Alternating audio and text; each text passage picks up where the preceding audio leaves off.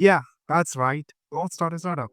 I know. You're probably here expecting me to tell you like some kind of a secret and that you should build a startup, follow your dreams, become the next Zuckerberg. And anyone who tells you something different, like you should not listen to him. But that's not the reality of it because guess what?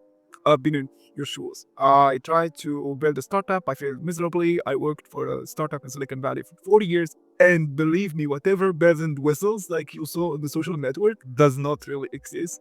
The startup world is more about grinding and pushing through and handling risks. And believe me, like if you are a first time founder, you don't want to do this. I mean, let's be honest, 95% of startups like fail, right? And a lot of first time founders, including me at the time, think, oh, I want to start a business. And the startup was like the first thing on my mind because that's the only thing I knew.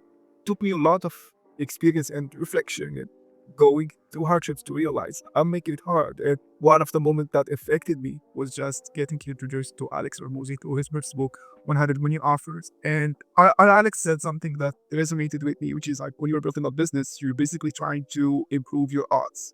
So if I tell you business idea number one, 95% it's gonna fail. And business idea number two, just try 5%, maybe it's gonna fail. What's most likely you're gonna pick? Of course, the 5%, right? Other problem with this is just like the media and like most people glamorize like quitting your job and jumping to build your startup. That's a really reckless move. It can actually put you in an unfavorable position. If you are a first time founder, the first thing that's really going to help you learning business skills like marketing and sales with trying to sell a service because that's a very low level, right? The third thing is basically to have financial security and put in a time run.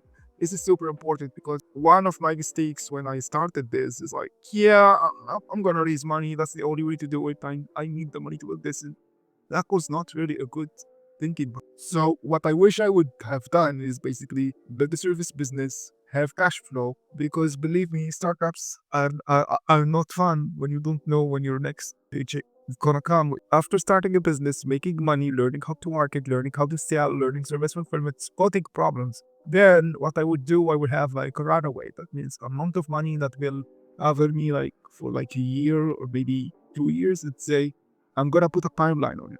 If I don't figure things out with this startup idea within 2 years, I'm gonna give up and move to something else.